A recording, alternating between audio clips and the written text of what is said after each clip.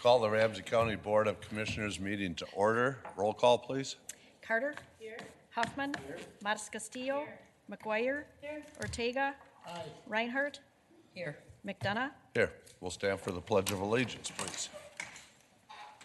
I pledge allegiance To the flag of the United States of America and to the republic for which it stands, one nation, under God, indivisible, with liberty and justice for all.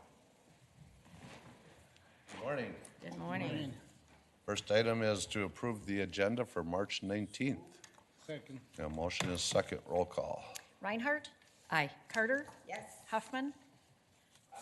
Matas Castillo. Aye. McGuire. Aye. Ortega. Aye. McDonough. Aye. Next item is to approve the minutes from March 12th, please. So moved. Second. Motion is second. Any corrections? Roll call. Reinhardt. Aye. Carter. Yes. Huffman. Aye. Matas Castillo. McGuire. Aye. Ortega. Aye. McDonough. All right, we have one action item on our agenda. It's the ordinance procedure from Finance Department approving our 2019 Capital Improvement Program Bond Ordinance. Do I have a motion? So moved. Second. We have a motion and a second. Any comments, questions? Great. Roll call, please. Reinhardt. Aye. Carter. Yes. Huffman. Aye. Matas Castillo. Aye. McGuire. Aye. Ortega. Aye. McDonough. All right. Commissioner McGuire, legislative update. Thank you, Mr. Chair. Well, last week was the first committee deadline, and so that's a big deal that if bills are not heard in one of the bodies, either the House or the Senate, before Friday, these are policy bills, then they can no longer move forward. So we, of course, had some of our issues that we were watching, and we were grateful that our bills that we were most concerned about did come through. Our repeal, or well, our bill that dealt with community corrections, which was a bill that we've been working with the courts on to really redefine how we do community corrections, did pass both the House and Senate, so we're in good shape there. And I know that Commissioner Reinhardt spoke on both of those bills, so thank you so much for your work on that. I know Chair McDonough, you are actually going to testify this week in support of the Governor's Transit and Transportation Bill on Thursday, so thank you for that. I know we've all been spending a lot of time at the Capitol to make sure that our bills get done and working in the future. So the bills that we most were concerned about got through for the first deadline. We're also tracking other bills, and I'm just going to mention a couple of them that we're looking at. There's a bill that would increase local public health grants that would provide more funding to counties to do public health, which of course is one of the big things that we do in prevention. So we're working on that. And another bill would be to provide for the removal and disposal of trees infested with emerald ash borer. So this is a big deal. And we are one of the hardest hit counties with this issue, as we have a lot of ash trees. And so we're working on making sure we can get funding for that. But there's a lot of other bills. Those are just a few of the highlights. So thanks to all of you for all of your work down at the Capitol. I know we get called on a lot to testify. I know Commissioner Carter's been there a lot also. So if anyone else would like to comment on anything else they're working on, I would. Other updates? Commissioner Reinhardt. Well, I would like to point out that the title to the Community Corrections Act was changed in the House. And we were so grateful because the title that had been put on it by the reviser was eliminating the Community Corrections Department. Yep. Let's not do that. And so, and John's here today. And so anyhow, I was very grateful for the fact that the chair, knowing that had been not assigned the correct title, did change that on the House side, and it went straight to the floor. And then in the Senate side, they also adopted the new language so that it more clearly reflects what we were trying to do, and that was to repeal the section of the law that was really no longer appropriate. I mean, it was language that just needed to go. So, so that was a good outcome of that. So, and I think there are other things. Yesterday I spoke on Emerald Ash Borer. I spoke on it. I testified on it last week as well. And there are a number of other things. I have been sitting in on the legislation that's going forward regarding TCE and the emission. That issue came forward because of the emissions and not reporting correctly and all kinds of things that happened with the PCA and a fine for water gremlin in White Bear Township. And so I have been there, and they are moving forward. They're working on some of the language. One of them deals with the elimination or banning of TCE for use in Minnesota. But they do realize that they need to work on the phasing of that, and so that work is being done right now. But I think it's pretty clear what needs to happen as far as it not being emitted in the into our air. And then the other one was about the proceeds from the fine that was levied, and that one is just setting up a process to get some neighborhood input on that one. And that one seems pretty straightforward as well. I'm trying to think. The other thing was the battle. Carpet stewardship is what I was going to also mention. Oh, yes. I love the stewardship bill. So if you want to talk a little bit. Okay, yes. Representative Rick Hansen brought forward a bill regarding carpet product stewardship and recycling of it. And I'm trying to remember now. I think it was 135,000 tons of carpet are disposed of every year. Of that, 6,000 were recycled. I mean, it's really outrageous in how long it's been worked on. And so he put together a bill that was very similar to what was done on paint product stewardship, and brought that forward. And it was quite a lively discussion. I don't think I've ever had a speech on YouTube before, but I do now.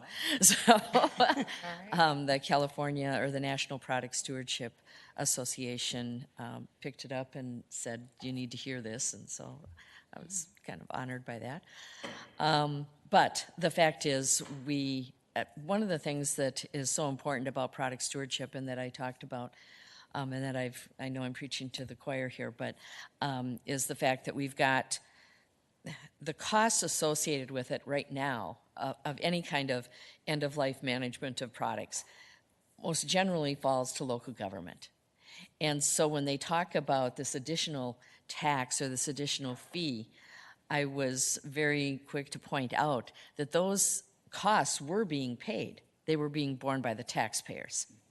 And doesn't it make more sense that they'd be borne by the user and the manufacturer as far as it being handled at the end of life?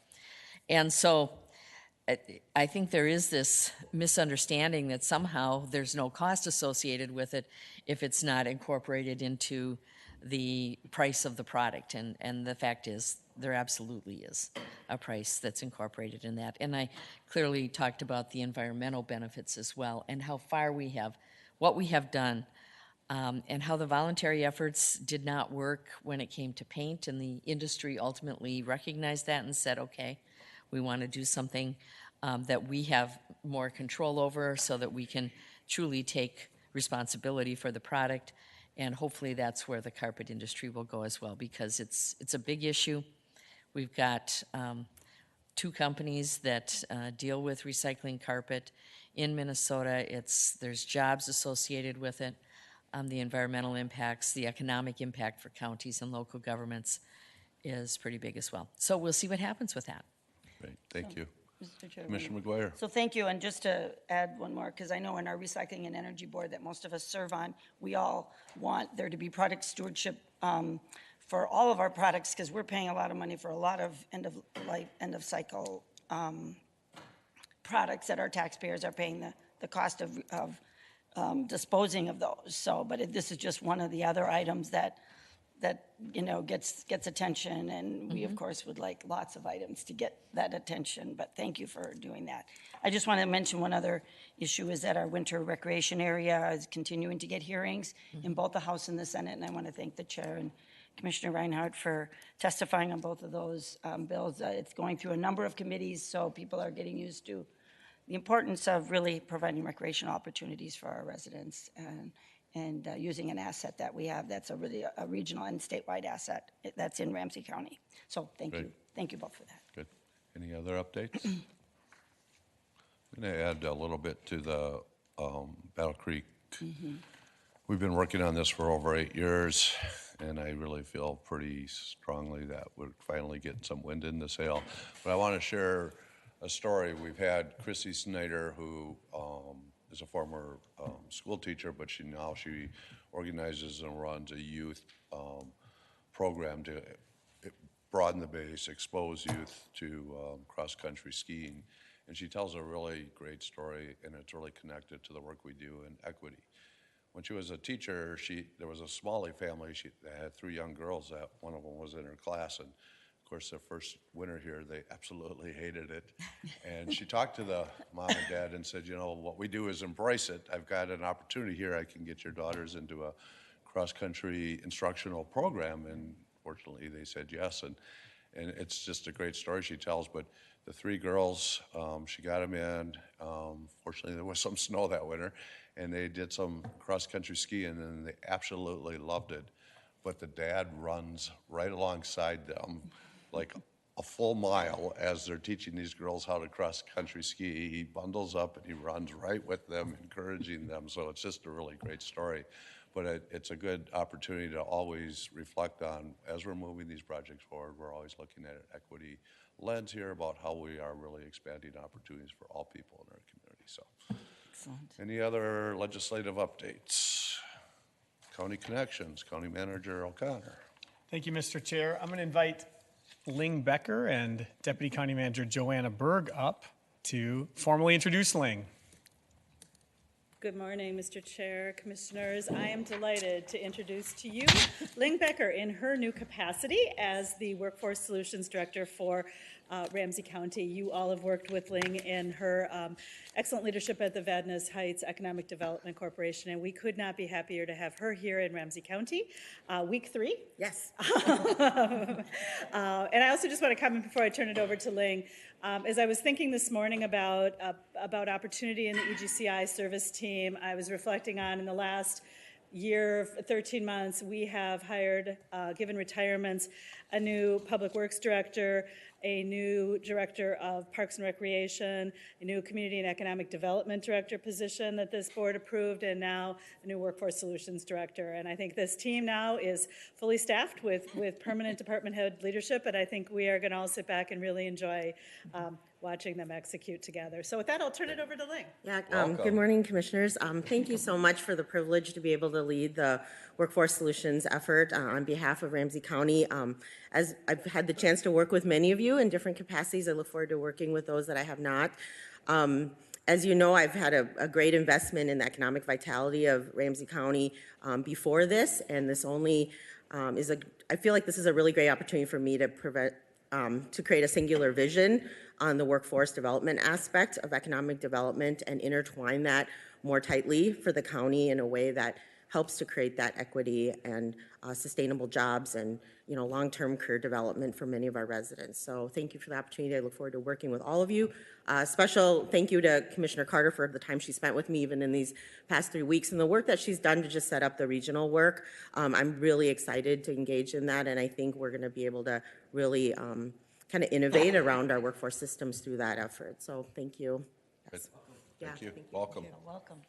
Thank you, Joanna. And Ling, welcome to Ramsey County. We had the chance to introduce Ling at senior management team last week at her first meeting. And one of the biggest things that stands out, as Joanna mentions, building a new team under a service team shared vision, and how that all takes shape is fully leveraging the idea of workforce solutions as an asset-based approach to meeting markets where they're at. This becomes a part of our economic development, right? both for building stronger communities of people that live here and attracting jobs to this region or growing, because they look around and say, what a talented skill base we have of individuals that are ready to go to work. And just so excited for Ling to bring that perspective to the table. Two other notes. I get to highlight that on April 13th, LifeSource, the group that collects and does tissue and organ donation across the state and has had a big partnership with our medical examiner's office for a long time. It's actually one of their performance measures every year in the budget is tracking organ and tissue donation, and it's a spot we should feel proud of, the degree to which we have seen an uptick in that space. They're celebrating their 30th anniversary, and in this year's event that's happening on April 13th, the Donation Advocate of the Year Award is being given to our own Lori Hedekin in the medical examiner's office for her. So this is a tremendous accomplishment for Ms. Hedekin and this office as a whole. It's really an example of how a Ramsey County employee has positively impacted the broader community through her work. And so we celebrate with Lori the award coming her way in April. Finally, as you're all aware, significant flooding is occurring across Ramsey County or poised to begin to occur. We have gotten a little bit lucky this week with some of the weather, but it can turn quickly and we don't know how it all ends. I just want to assure you that flood preparations are underway. I did send a message out to all of you this morning, to our city managers and administrators across the county as well. And we activated our community emergency operations plan. I designated as county incident manager for the spring 2019 floods, our emergency management homeland security office. So if you do get any questions, their office is poised and ready to coordinate on our end. The biggest challenge for events like this is that everybody, that moment when the waters start rising and you realize you're impacted, is you just call the first 3 people you know, which leads to us bringing sandbags 7 times to the same place. And so working with Judd and his team to make sure we're coordinating those responses in the way that we can will be important, and I'll keep you all up to date as we learn more as we go. But I salute everybody for their work in getting us ready for whatever is to come. Thank you. Excellent, thank you. Outside Board and Community Reports, Commissioner Reinhardt. Actually, when I looked at my calendar, I basically lived at the legislative. Capitol last week. I know the feeling. Yes. Yes. That last week was kind of crazy, although it's continuing a little bit into this week, but not nearly as hectic as last week. But, it was all good news for us moving forward. Thanks. Commissioner Mattis Castillo. Yeah, we had another traffic fatality, pedestrian fatality on Maryland Avenue in the district. And I just want to, call that out, is that we're already working with Public Works on how we can calm Maryland Avenue and put in crosswalks. And so that work is coming. Unfortunately for this young mother who leaves, excuse me, you told me I always cry, so here we go. She leaves behind a young 5-year-old. And so it's too late for her and for her family, but we are moving ahead to narrow that road and put in crosswalks. And so I want to just call that out and appreciate Public Works' work on that. I also had the opportunity to tour Parks and Recs department, which might be why I have a cold today, because it was raining and cold on Thursday, but had a great tour and appreciate the staff and their commitment to making sure that we have great parks and recreational services, as well as the Ramsey County Care Facility. Again, we had a great tour there. Dr. Allwood and I took a tour, and we're really impressed with the staff at that care facility. And then one last update is, pending my cold gets better, I am performing tomorrow night at the Landmark Center at the International Storytelling event, so hopefully I can speak a little bit better by tomorrow evening. It's free and open to the public. It is an event for World Storytelling Day. All proceeds go to fund the Veterans Resiliency Project, and there will be resource fair ahead of the storytelling event for veterans and their families, but it is open and free to the public. Your husband's also. Yes, and my husband is also doing a story too, so, yeah. Very cool. Thank you. Commissioner Carter. Thank you. So 2 things. I was able to attend the State of the City address and to hear from our mayor about the work that's happening in the city of St. Paul with a focus on public safety and the trusting relationship between police and communities, focus on financial security, and the work that is being done in the setup of an Office of Financial Empowerment. And finally, also a focus on enabling our built environment to be strong and supportive of community safety. I also was able to attend along with Commissioner McDonough was also at the Community First Public Safety meeting. Along with Commissioner McDonough and Commissioner McGuire, I attended the Association of Minnesota Counties AMC Board of Directors meeting, and we had a guest there, our own Matt Chase, who is Executive Director of the National Association of Counties. It was a good board meeting and discussion also with Matt Chase. And finally, we had a children's collaborative meeting. Commissioner McGuire and I were in attendance there. We heard an update on out-of-school time programs, and as you know, there's quite a lot of work going on at the legislature to try and support what has been dwindling out-of-school time funding. And we also discussed the fact that at the federal level, there is a proposal in the president's budget to zero out support for 21st century out-of-school time program funding. And so we will be sending a letter to our legislators in support of that ongoing funding. We also heard about college savings accounts from the city of St. Paul and voted to welcome a member of our Healthy Communities staff on as a non-voting member of our Children's Collaborative for that ongoing support and collaboration with our county. Thank you. Commissioner McGuire. Great. Thank you, Mr. Chair. A few things. It was a busy week for all of us. I know that people had conflict with a lot of things, but Commissioner Mattis Castillo and I were able to go to the Ramsey County League of Local Governments meeting, and we didn't get a great attendance of legislators because, as we've said, it was the night before the deadline for committees, so none of the House members were able to make it there. But there were 3 senators that actually missed their paper shuffling session at 7 o'clock and came. So we had Senator Uyghur and Senator Pappas and Senator Marty. And so they came one at a time. So we got to hear from each one individually about things that they're seeing in the session. And then we had a good turnout from, I think, our local governments. And it was just great to be there and hear from our senators about what they think is going on. And of course, the 3 senators are in the minority in the Senate, so they're frustrated that their bills aren't getting heard as well. In the House, the bills are getting heard, and but they're working on getting their issues forward however they can, and wanting to work with Ramsey County, and spoke about, working with us and working with the cities, and so that was a good meeting. Also, I just want to add a few more comments about our Board of Directors meeting, and I don't know if the chair wants to comment also. We did pass a few action items at the Board of Directors for our Association of Minnesota Counties, and one was a transportation funding resolution that we're going to ask all of our counties to pass, which is the fact that I'm going to ask you, maybe, do you want to talk about the transportation, that we're going to ask for all of us to support, that we support added funding for transportation.